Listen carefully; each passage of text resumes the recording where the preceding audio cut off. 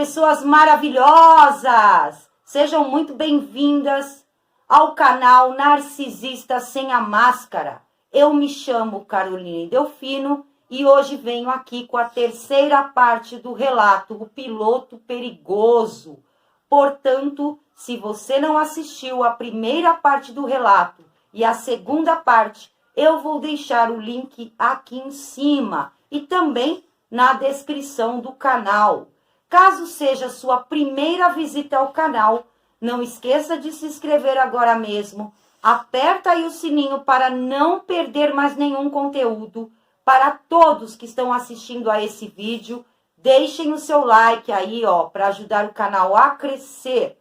Caso você queira uma consultoria particular comigo, me envie um e-mail para narcisistasemascara@gmail.com.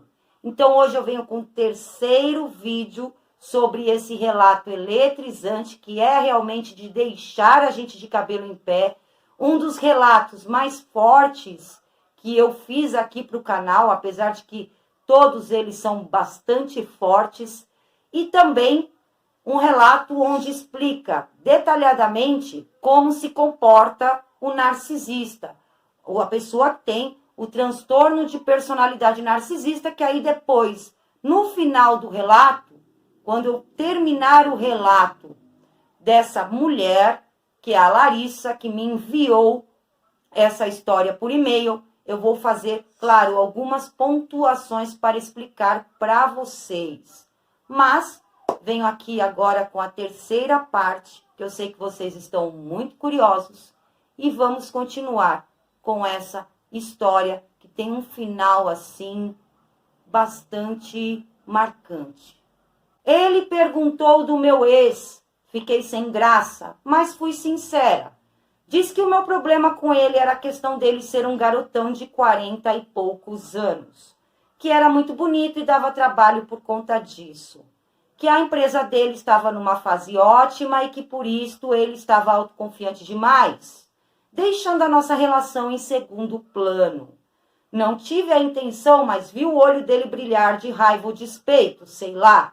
Justo nessa hora, meu telefone, que estava na minha mão, tocou e era o meu ex-namorado. Muita coincidência e falta de sorte, porque a gente não se falava há quase um mês. Eu havia esquecido de deixar no silencioso. O José viu o nome dele na tela, não teve jeito. Aí ele falou: atende. Eu deixei o telefone tocar até parar. Ficou um clima muito chato, mas já estava tudo muito ruim. Vesti minha roupa e sentei na cama. Liguei a TV, abri um vinho que eu tinha levado pra gente. Ele atendeu alguém no telefone dele enquanto eu estava de costas. Começou a falar no viva voz com um rapaz, supostamente outro piloto. Falavam coisas sobre o helicóptero, que fulano era imbecil, que era copiloto, que era preciso tirar um equipamento, que não lembro o nome do helicóptero antes do cara voar. Senão iriam ter problemas. Não entendi muito bem. Aí, de um jeito muito esquisito, com raiva irônico, começou a falar alto várias vezes. Certo, comando? Certo, comando? Se despediu. Desligou e disse que teria que ir até o campo de Marte buscar o negócio naquela hora. Que negócio que era, né? Que negócio será que era? Muito longe de Congonhas, do campo de Marte, minha intuição já me dizia que ele não iria voltar. Eu estava assistindo um programa numa TV regional, um programa horrível, com uma mulher desafinada, cantando e duas dançando ao lado dela. Ela tinha um cabelo vermelho, desbotado e bem esticado, muito artificial. Ele foi saindo, disse para eu esperar que ele voltava rapidinho. Olhou para a TV e disse o quanto aquelas mulheres eram feias e o que eu achava. Eu respondi que não costumo tirar sarro da aparência das pessoas. Ele riu, foi até a porta, se virou para mim e, me olhando com um olhar diabólico e um sorrisinho de canto, disse: seu cabelo é igual a essa aí do meio. Não respondi. Claro, o que acontece aqui, né? Ele se sentiu, a ferida narcísica dele abriu quando ela recebeu a ligação do ex. Então é óbvio que ele quis rebaixá-la, falando do cabelo dela, comparando o cabelo dela com da pessoa que estava passando na televisão, para que ela se sentisse mal, e é isso que eles fazem. Então, se eles se sentirem feridos, eles vão estraçalhar a vítima.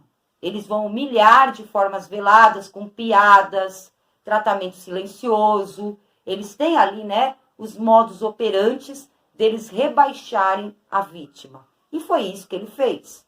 Ele se sentiu afrontado, com uma ferida, foi aberto nele uma ferida narcísica pelo ex-namorado dela ter ligado para ela naquele momento, e eles nunca deixam nada passar batido, né? Logo em seguida, ele já devolveu, porque eles são hipervingativos, através de uma ofensa velada. Depois de 20 minutos que ele saiu, já estava dentro do meu carro indo embora. Perguntei onde ele estava, disse que estava voltando. Sabia que era mentira, mas respondi ok. Depois de 2 horas estava em casa, sem nenhum feedback dele. Bloqueei o contato. Precisei tomar remédios para me acalmar. Raiva, humilhação, frustração e, em contrapartida, a paixão. O vício nele. Mais algumas horas, perto da meia-noite, eu já estava bem grogue. Peguei o celular e vi que ele havia me bloqueado também. Por SMS mandei um monte de xingamentos, nem lembro bem o que. Dormi, apaguei no sofá, estava perdendo o meu equilíbrio, a dignidade. A semana foi um pesadelo. Eu não me conformava. Será que fui injusta? Será que ele iria voltar? Ou voltou? Ainda me sentia culpada. No fim de semana seguinte, pedi a uma amiga que me emprestasse o celular. Precisava de alguma resposta. Mandei mensagem e perguntei por que ele fez aquilo. Disse, claro, que tinha dito que ia voltar, mas que eu fui embora, que ele não entendeu nada. Ele me desbloqueou. Começou a conversar como se nada tivesse acontecido. Eu não conseguia mais ser natural com ele. Pensava em tudo que escrevia e ainda assim me sentia insegura. Uma idiota por estar de novo falando com ele. Ele superior, mas gentil. Aquela conversa adiada nos 2 encontros anteriores. Disse que não podia ter passado e queria que a gente se encontrasse. No caso, naquele mesmo dia, uma segunda-feira.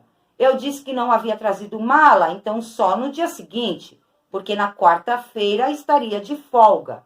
Na terça pela manhã, mandou mensagem combinando de nos encontrarmos no Campo de Marte. Disse que por mim tudo bem, não falei mais nada até às 18 horas. Horário em que eu saí do trabalho. Como ele também não confirmou nada, resolvi ir para casa. Não estava segura. Fui embora chorando. Não sabia por que eu gostava dele. Queria desligar aquele sentimento. Já era doentio. Sim, o vício. Né? Nós confundimos a dependência emocional com amor. Na verdade, o que esses seres conseguem fazer com que as vítimas deles sintam não é amor, como nós pensamos, é uma dependência emocional. Depois que nós nos curamos da dependência, a gente olha para trás e percebe que aquilo nunca foi amor. Nem da parte deles, porque eles não amam ninguém, e nem da nossa parte, porque a nossa parte era um vício condicionado por eles, uma manipulação, realmente uma doença. Não era amor. A gente também percebe isso. Quando cheguei em casa, em torno das 20 horas, ele tinha mandado mensagem às 18h30 perguntando se a gente ia se ver. Eu disse que estava em casa. Dei uma desculpa pessoal e falei que, como ele não havia confirmado, acreditei que ele estivesse voando, como no fim de semana quando sumiu. Disse friamente que não estava brava, mas que já estava acostumada com os sumiços dele. Ele mandou um áudio claramente transtornado, bravo, até gaguejou, dizendo que não sumiu, que estava combinado. Mantive a frieza. Fui dormir. Não ia trabalhar no dia seguinte. Acordei assustada com o telefone tocando às 6 horas da manhã. Era ele. Não atendi. Respondi com mensagem às 9h30, dizendo que estava dormindo. Ele disse que precisava me ver urgente. Era sempre urgente quando era conveniente para ele. Eu, querendo saciar aquela saudade imensa dele, disse que tudo bem. Perguntou se eu estaria em casa, disse que ia para uma outra cidade resolver umas coisas de trabalho. Como era meio caminho, pediu para encontrar ele no Campo de Marte novamente às 14 horas. Às 13h30 eu estava na estrada, a caminho. Ele me ligou por áudio, consegui ouvir o barulho do helicóptero. Tinham mais vozes, acho que uma mulher e um homem. Perguntou onde eu estava. Falou para ligar assim que eu chegasse, mas que chegaríamos praticamente juntos. Cheguei, estacionei o carro de frente com a pista de pouso. Avisei e ele respondeu que iria atrasar 1 hora, que tinha acabado de abastecer a aeronave. Comecei a me sentir angustiada.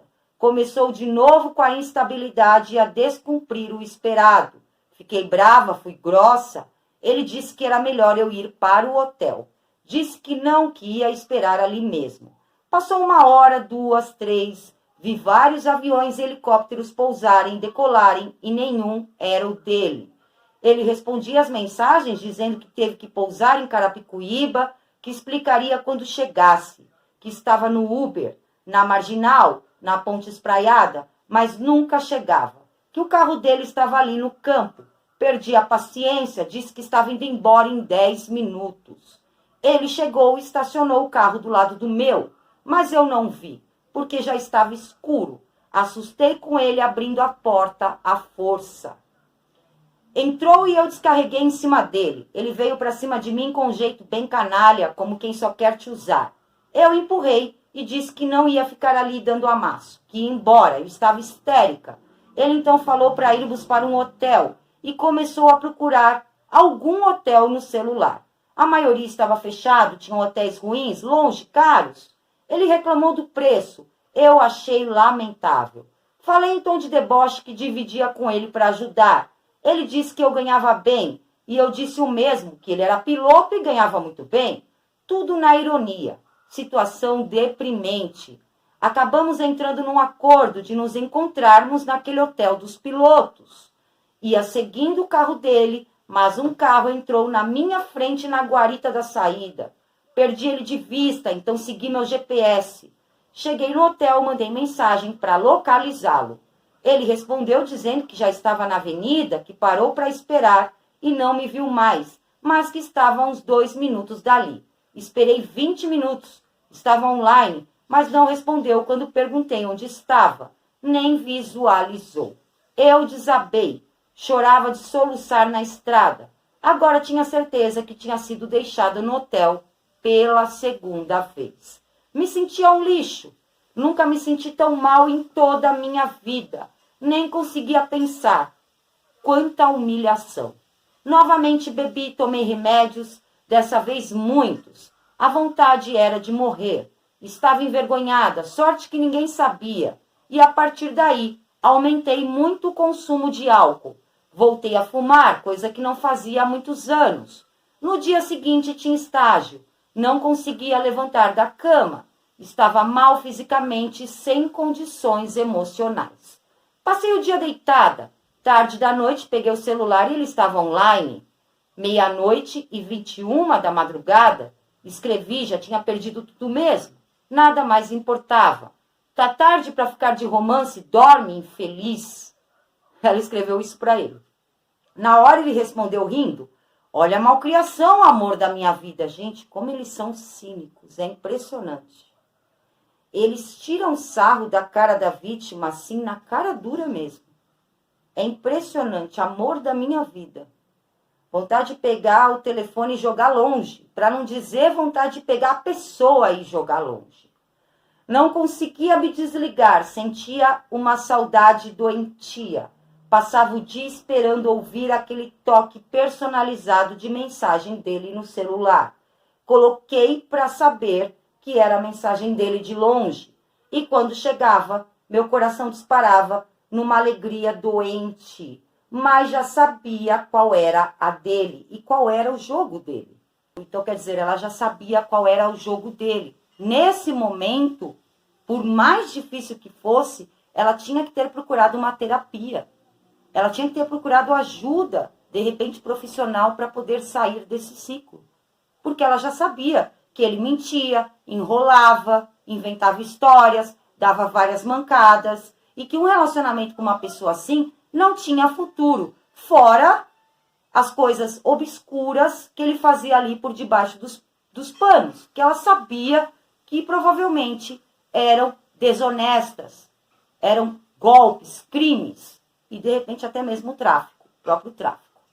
Então, era a hora dela sair, ou melhor, não devia nem ter entrado, mas acontece da gente entrar. Então, era o momento dela virar as costas e desaparecer.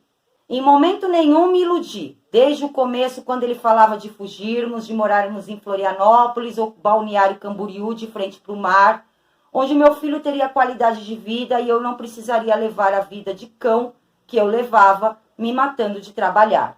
Disse que abriria uma escola de formação de pilotos por lá, só precisaria quitar a aeronave após a venda do apartamento.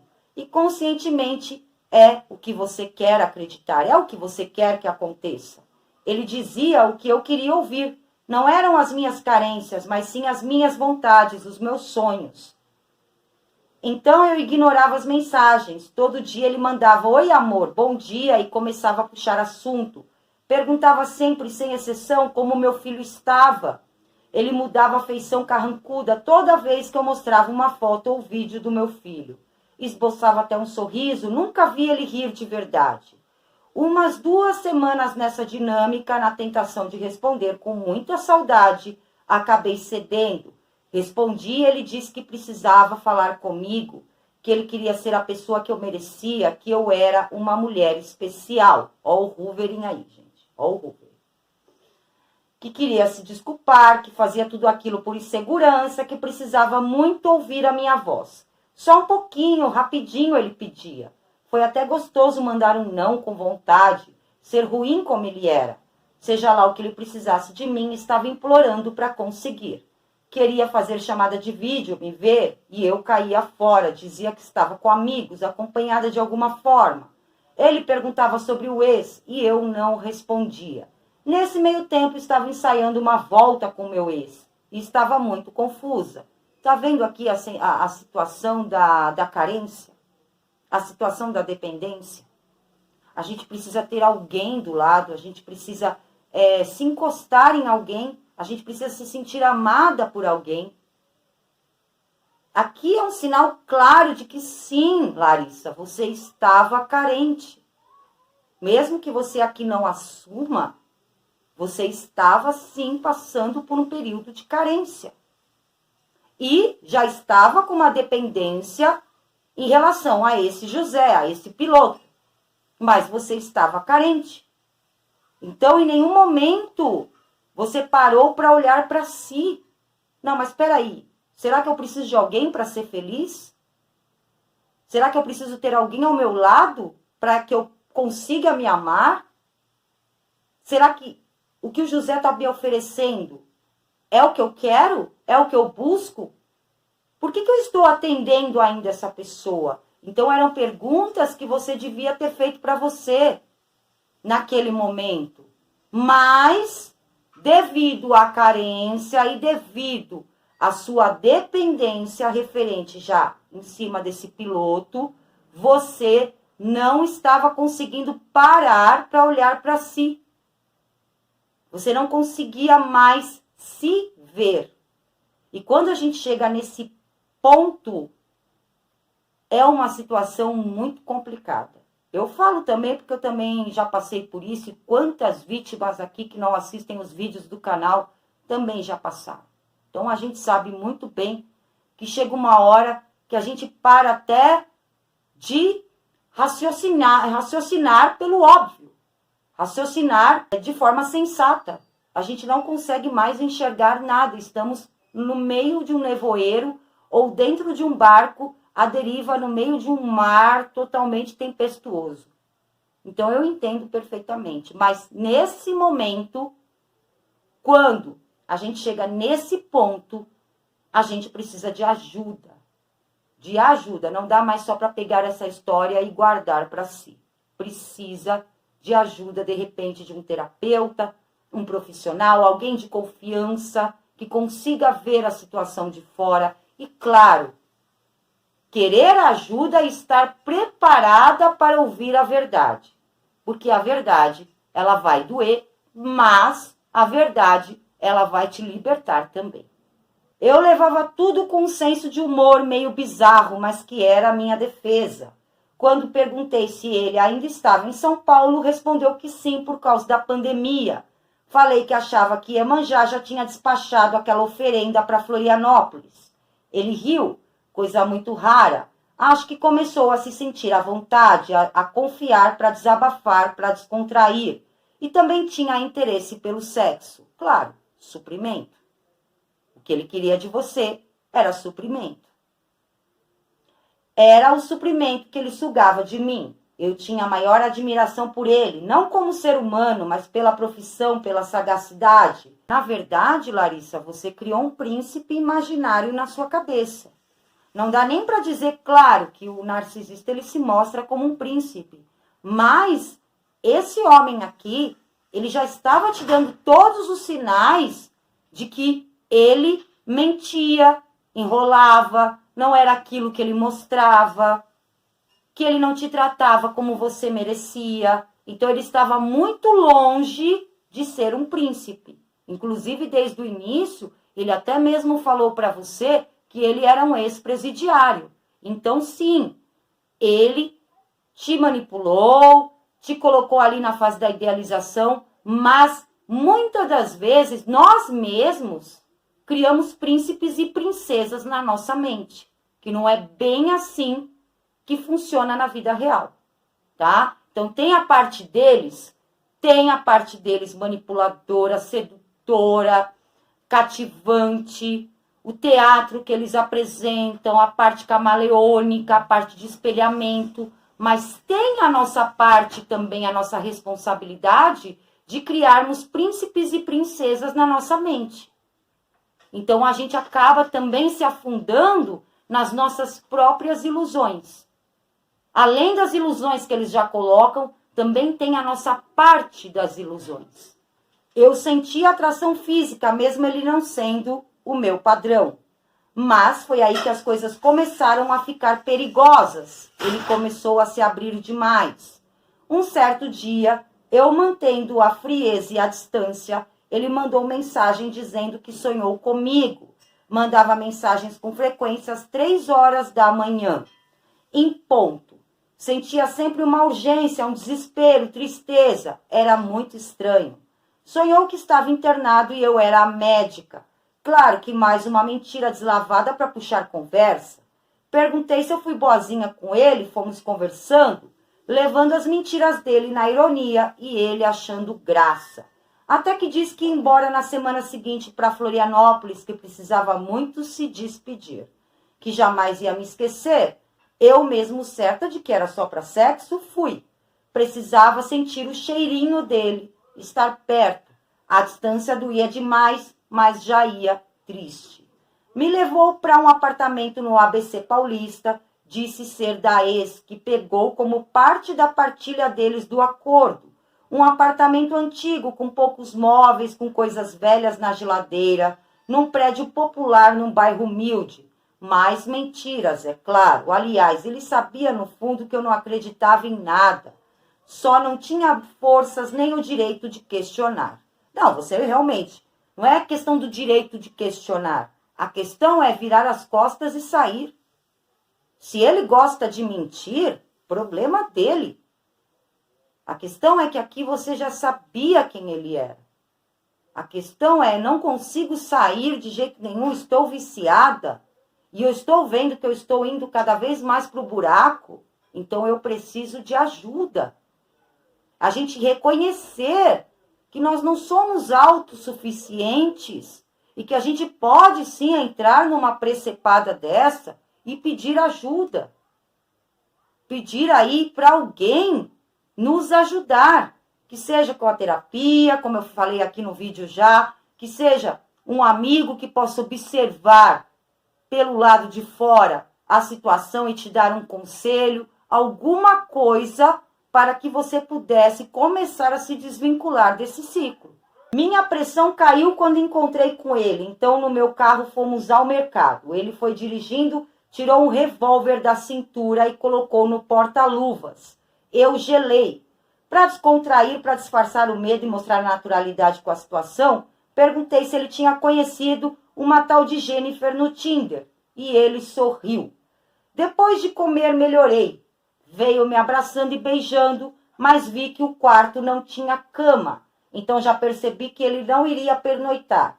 Passamos algumas horas juntos, conversamos muito, perguntei de uma cicatriz no abdômen. Ele disse que foi tiro, que estava de colete, ia começar a falar sobre os negócios, mas pedi que não continuasse, nunca quis saber.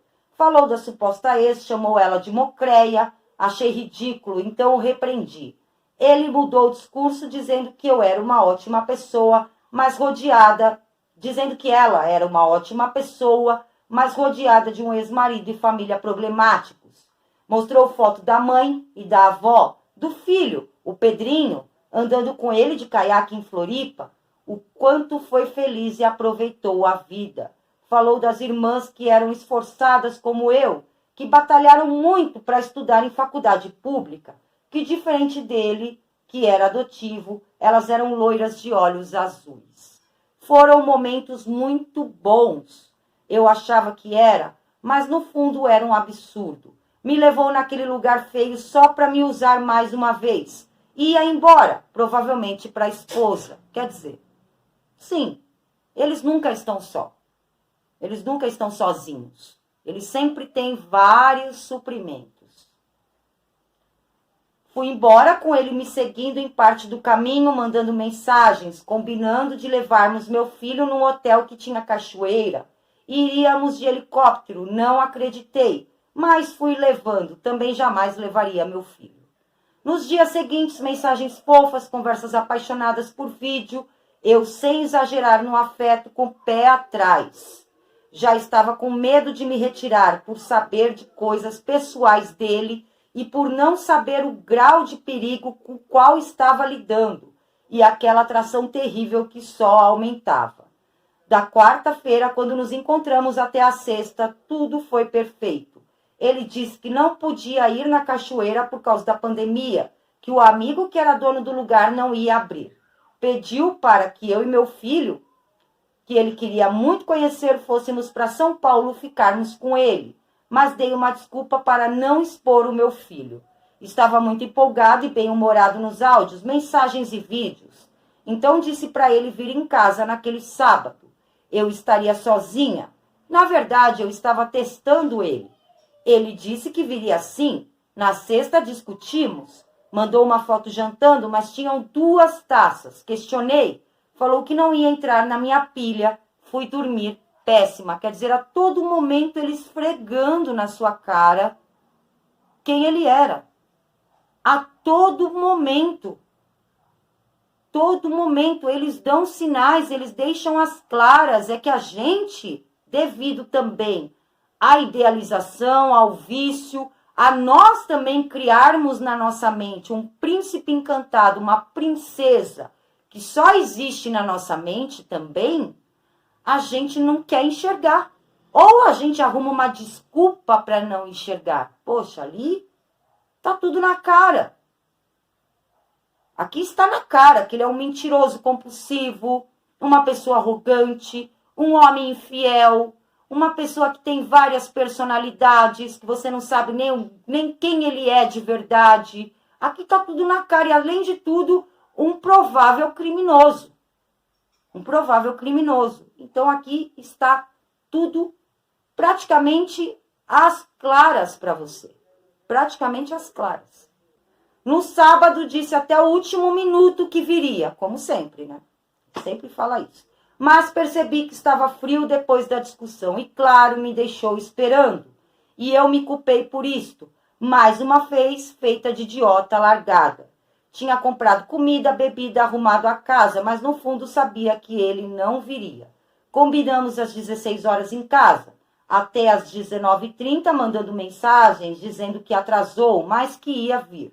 Mandou foto dele do cachorro no churrasco com cooler na caminhonete, mas não dava para ver nada nem ninguém. Fui com minhas amigas ver o pôr do sol e postei no status. No mesmo minuto veio perguntar para quem eu estava querendo aparecer porque a foto estava muito bonita.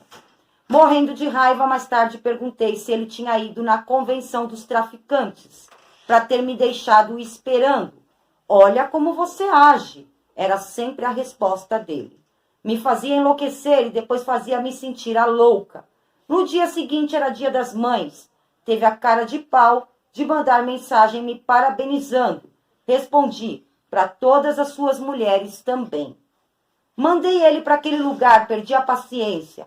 Mais uma vez ele disse, olha as suas atitudes. Passei maio e junho recebendo mensagens, tentativas de aproximação. Um dia, 7 horas da manhã, mandou mensagem com a foto da estrada, da entrada da minha cidade, dizendo que estava passando por ali. Não respondi. Ele apagava meu contato, depois salvava de novo. Eu já havia decorado dele. A única saída para que eu parasse de procurá-lo seria ele me bloquear. Não, você bloqueá-lo. Você.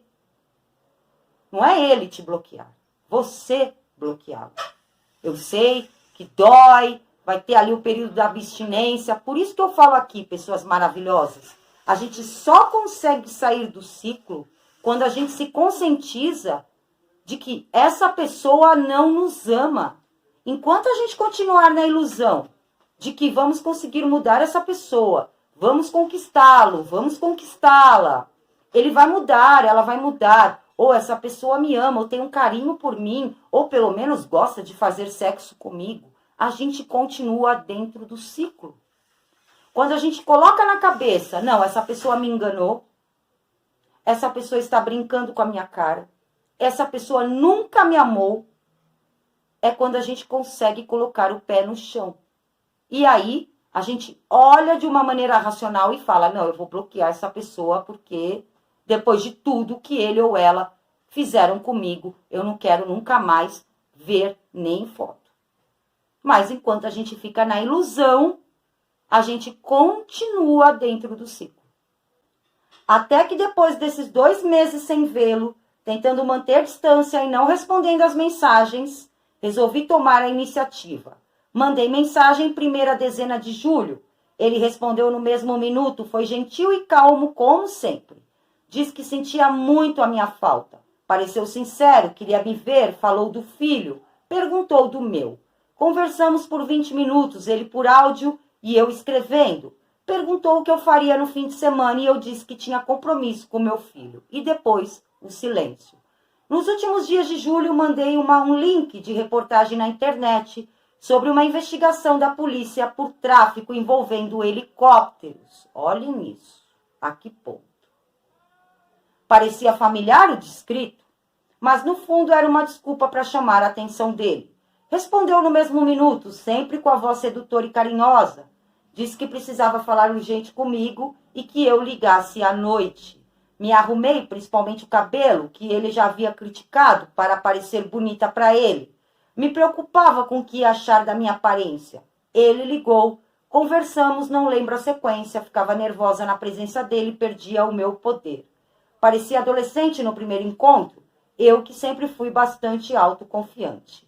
Lembro que ele perguntou alguma coisa que me condicionou a me declarar. Falei na lata que eu era apaixonada por ele, que eu não tinha por que esconder ou fazer joguinhos. Vi o olhar dele brilhar, satisfação de narcisista. Me falou um boa noite lindinha, de amolecer qualquer coração. Tivemos uma conversa uns dias antes, onde eu disse que achava ele um cara incrível, mas que ele tinha uns comportamentos muito bizarros, que era um desperdício. Qual era a graça de largar alguém e de deixar alguém sempre esperando? Respondeu que fazia isso porque estava inseguro. Soou muito falso. Perguntou se a gente podia recomeçar, que eu tinha razão. Eu disse que nem tivemos um início. De novo pediu uma chance para fazer tudo diferente. Dizia que ele tranquilamente passaria o resto da vida dele comigo.